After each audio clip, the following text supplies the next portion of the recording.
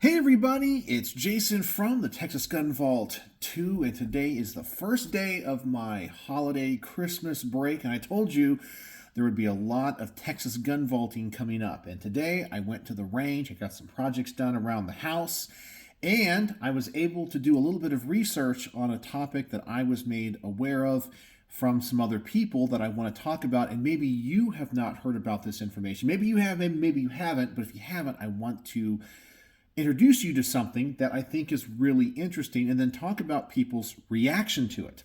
But let's talk about the guns I shot today at the range. I took two guns to the range to film some content. Last night I finished a range report on the CW45 from Carr. And spoiler alert, I still hate this gun. I've already talked about that. I sent a copy of the video or a link to the video to Richard, who linked us to the channel. And he kind of laughed at me and said, I can't wait to get your thoughts on the Carr 38. I guess was it the 380 version of this gun. I did not get that one to the range today, however. The two guns that I did get to the range, first is the PPQ chambered in 40. I didn't think I would like this one because it's chambered in 40. For me, 40 caliber is a caliber that works really good in particular models, like the HK USP, which was designed around the 40. However, this gun surprised me, and I think is actually one of the most comfortable 40 caliber pistols I've ever shot, even though it is a scaled up to 40 from a 9mm. And something that was really interesting about this gun that I forgot to change before I took it to the range, but I kind of like the chance to shoot it like this, is the magazine release is designed for a lefty, because Colin, who lent this to the channel, is a lefty. And so he's used to pushing that magazine button with his left thumb. I'm a righty.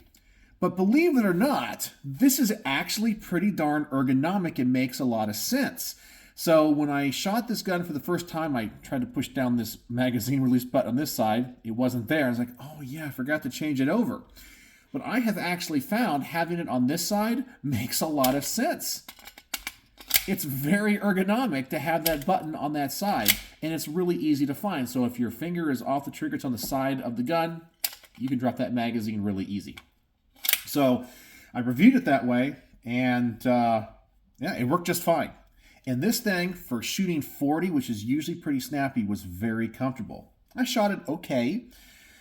Not the most accurate gun I've ever shot. The trigger in it is really nice, but I would say practically this is a very good gun, and it really surprised me being in 40. I did not think that I would like it, but I did. Now this next gun that I reviewed, I may make some people that have spent a lot of money on high-end 2011s kind of mad, because I'm going to say that I think this gun might be better than those guns at a much lower price point, because I shot this gun fantastic. The CZ Shadow 2. Now, I had mentioned I had made a video on a Shadow 2 in the past on my old channel, and I can't find it. I don't think I saved it. So this is kind of a range report revisit, but I'm going to film it as though I hadn't actually shot one of these guns before, because it must have been one of the videos that I just did not save, and when YouTube nuked my original channel, it was just lost to the ether of the internet. So I remember liking the older one, but I love this gun. This gun is amazing. And I don't really go, oogly googly over competition type of guns. This one is incredible. I always talk about how some guns make me look way better than I really am. This is one of those guns. Man, this thing is nice. I shoot this thing fantastic. Honestly, even though I'm not really big into competition and race guns, I may want one of these. I might want to save up and get that one, what's it called, like the Parrot or whatever, that has all those different colors on it. There are a couple things I like to see on this one, like a magwell, but this one was also lent to the channel by Colin. It has some Brownworks grips on it. Yeah, take a look at those grips. See if I can get in the right lighting. It has a custom logo on it, which is the combination of Colin and his wife's, I guess, first letters of their name. So there's a C in there, and I want to say there's a P. And they also have I guess, matching tattoos, or matches one of his tattoos. So that's really, really cool. That is a beautiful grip on that gun, and it fits perfectly. And this thing just, man, did this thing shoot well. The trigger in this thing is awesome. It's just like I like it. It's very light and crisp, but has a nice take-up.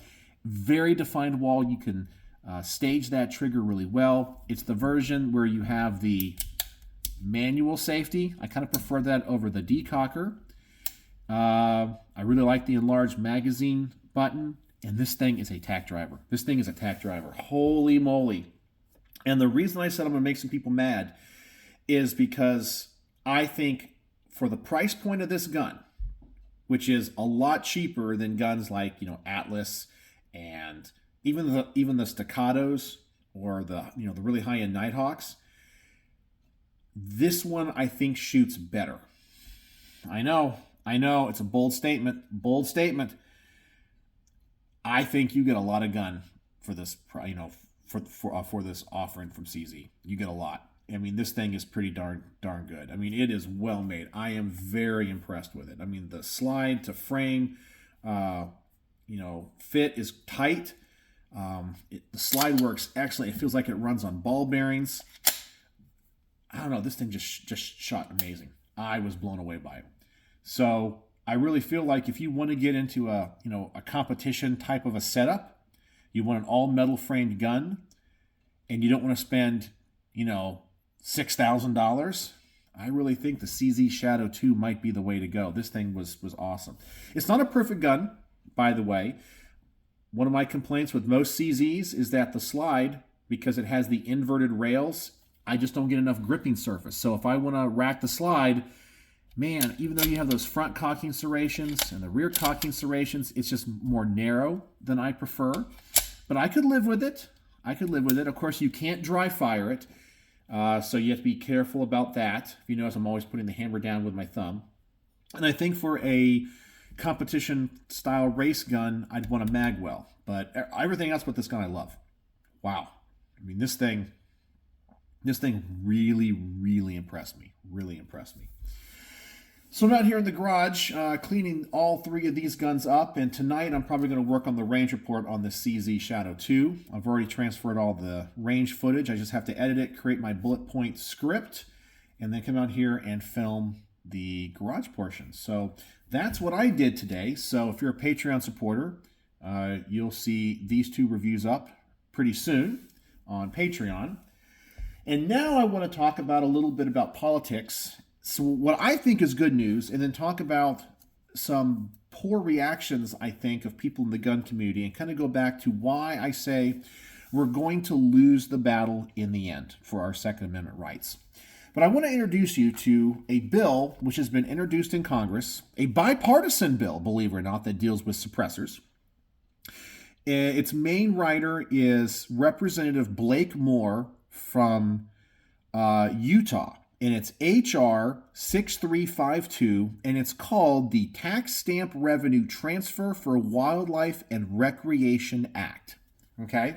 The other sponsor of this bill is a Democrat from Maine, I believe, from District 2, and unfortunately, I don't remember that person's name. I think it's like Jared something. So we have a Republican and a Democrat that has introduced this bill. And what this bill does would reduce, well, it does a number of things, but it would, number one, I think for most of us, the part that we care the most about would be that it would reduce the wait times on Form 4 suppressors. It seems like it only deals with suppressors, not anything else. That it would reduce the wait times to a maximum of 90 days.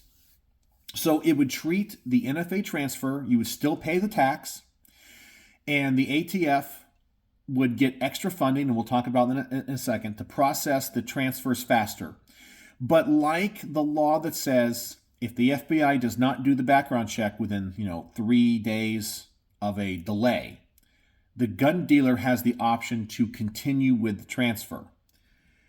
This bill would allow dealers of NFA items, only with suppressors, that if the ATF does not complete the background check and the information within 90 days, the transfer can proceed. And that would force them to have to process the tax forms faster. Now, I know That's not going to make some people happy because they want absolute victory. And we'll talk about that in a second, too. The other part of the bill, and it's in the name, the Transfer for Wildlife and Recreation Act. The bill would specifically set aside the amount of money that is brought in for tax or as tax revenue for the tax stamps, which right now just goes into the general treasury, would take that money and allocate 75% of it, or maybe it's even more than that. It's like 75 or 85% of the tax revenue would go for the fund for, the wildlife and conservation, which most of the money that comes from the collection of gun taxes goes to anyway. It would go to that. So it appeases people that are, pro-wildlife, pro-green, all that kind of stuff. But the 15% that is left over would specifically be designated for the ATF to either hire more people, to create better systems, and to process the forms faster, whether that be creating a whole new facility, hiring more examiners, updating all of their e-form systems to modern tech. So the processing of these forms would happen in under 90 days. But if they still slow walk it, the form would still be approved, or the transfer could go ahead after 90 days. So it would kind of force their hand to get it done. I think it's brilliant. Now, when I found out about this bill, and by the way, I will try to post a link to it in the description and maybe as a comment so you guys can go check it out and read about it. I was very disheartened when I read about this bill in a number of different places. I want to say like the Truth About Guns, and then there was something on like one of the Facebook NFA groups that I'm kind of a lurker at because I don't really post there often. There's just too many trolls and mean people, but I like to see what other people are talking about. And the people that posted about this said, hey, this is good news. Then there was this plethora of people that were like, good news, that's terrible news. I'm not going to support any bill that doesn't just completely repeal the NFA and eliminate all this stuff. And I'm like, okay, you don't win a war in the first battle. We didn't get to where we're at. And I know I'm preaching to the choir here. I've talked about this before. We didn't get to where we're at when it comes to firearms regulation here in the U.S. overnight. It's not like literally we had all of our freedoms 10 years ago, like unlimited freedoms. And then one bill, here we are now.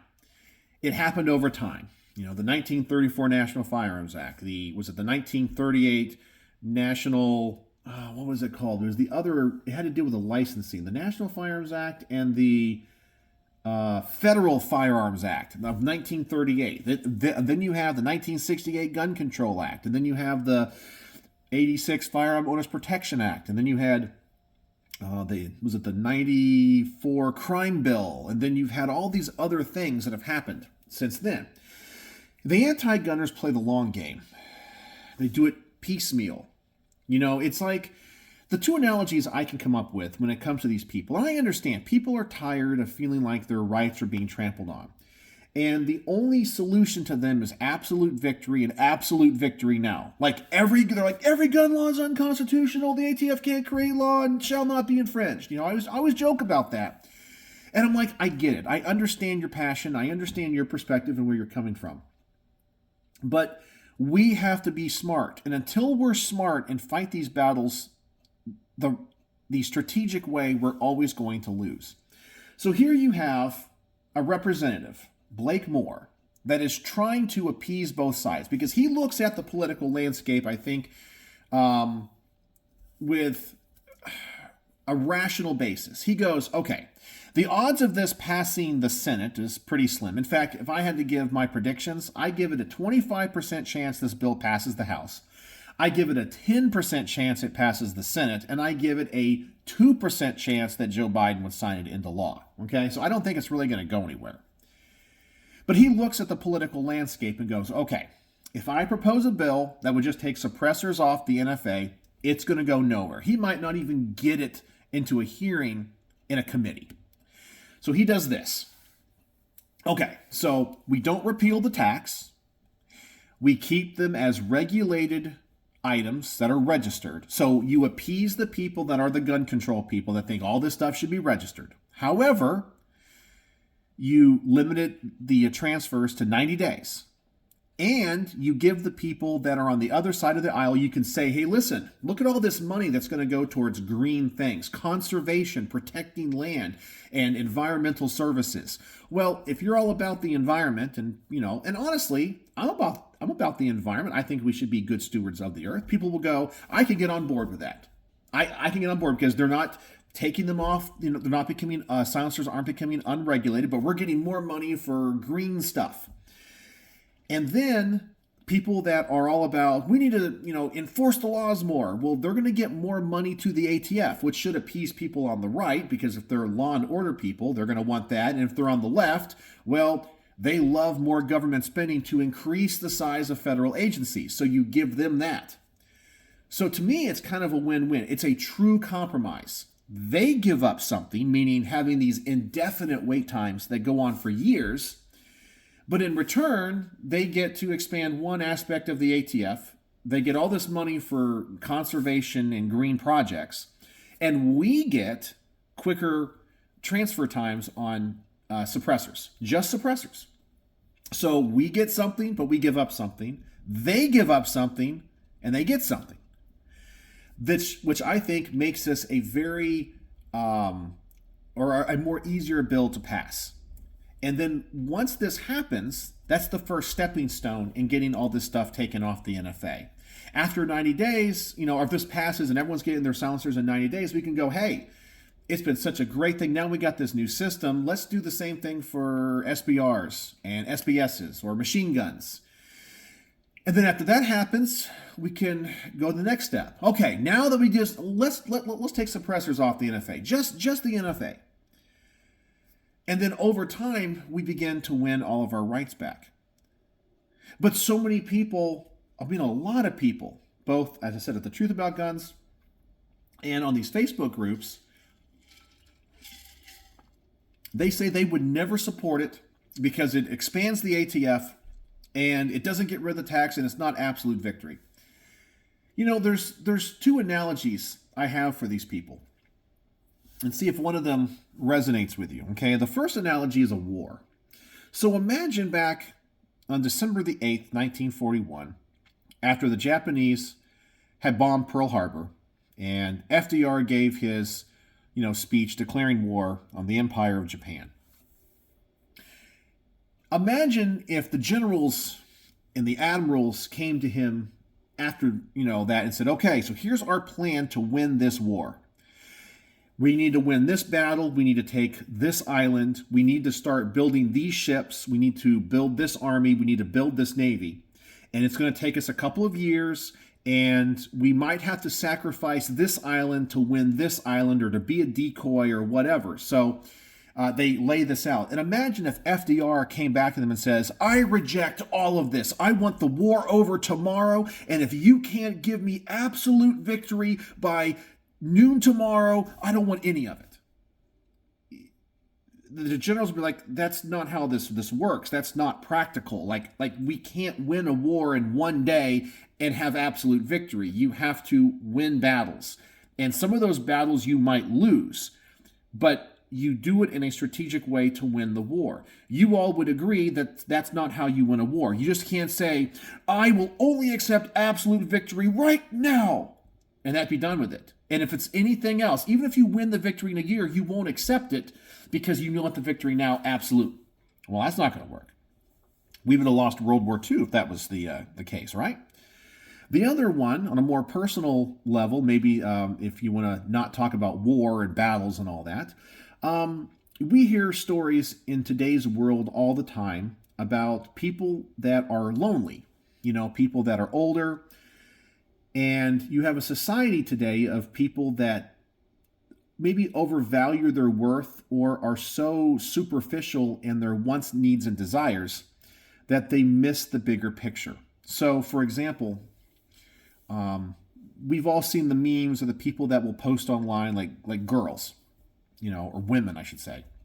They're 24, 25 years old, and they'll post something online saying, I will not date or ever marry a man that doesn't make $300,000, and he has to have this, and he has to he has to have his own house, and he has to drive a sports car, and he has to make so much money, and I'm not going to marry him if he doesn't do this, and he has to be a 10. He has to be absolutely, a hunk or whatever. And that's not realistic, because while she is rejecting all of these potential suitors that might be asking her out, she's going to go, well, this guy only makes $100,000 a year, or this guy's on the attractiveness scale, even though he's probably the nicest guy in the world and would take care of her, he's only a 7, where she will only take a 10. Well, as time goes on, her value goes down, and eventually she never finds what she's looking for. She never finds the man that's making $350,000 a year and is a 10, is ripped and all that. And she turned down all these people that were 7s and 8s making $150,000 a year because she thought that was below her. And then eventually she gets to an age where she never finds what she wants. And now she's too old to do it. And now she's lonely and alone because she wanted absolute victory. It was going to be this or nothing else. She was not going to settle. Even though everyone else outside this situation could look at this and go, your expectations are unrealistic. And maybe one of those people that you rejected could have been the love of your life. Okay, maybe they were only a 7 on the attractiveness scale, but they had this incredible personality and everything else about them was awesome. But because you would only accept certain criteria, now you're alone. And that's it. You're alone, and you gave up everything in hopes of getting exactly what you wanted. And I guess we could also flip that, for guys too.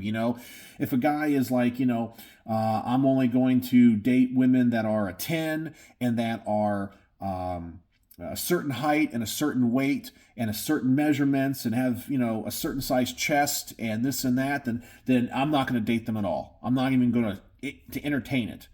And then it turns out that you never find that, or your expectation for what you want is unrealistic and nobody meets those expectations and you end up alone.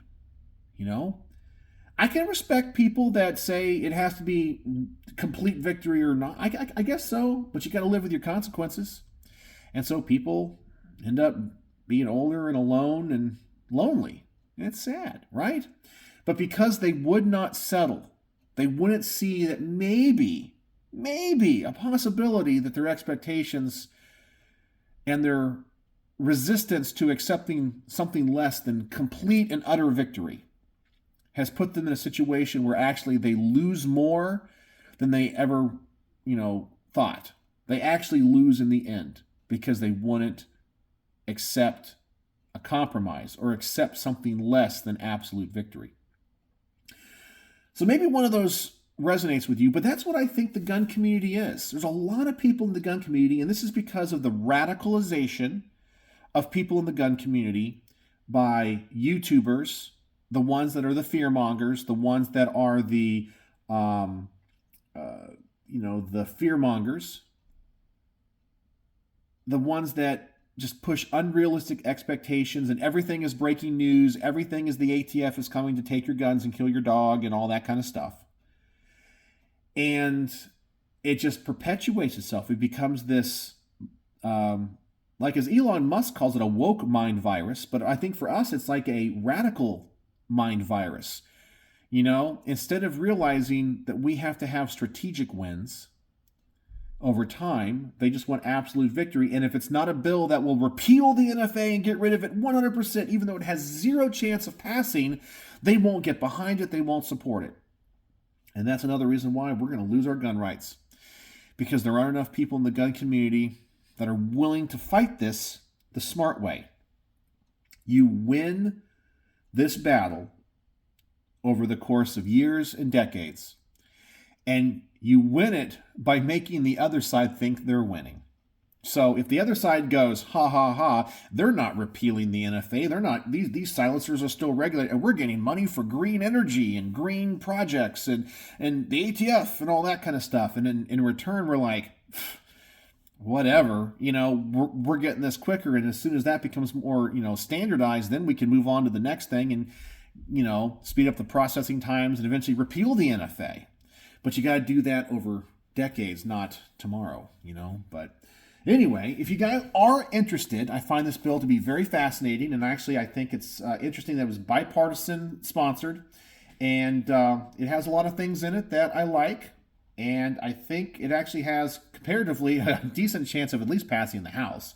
I don't think it will go anywhere. I don't think it will ever get signed into law.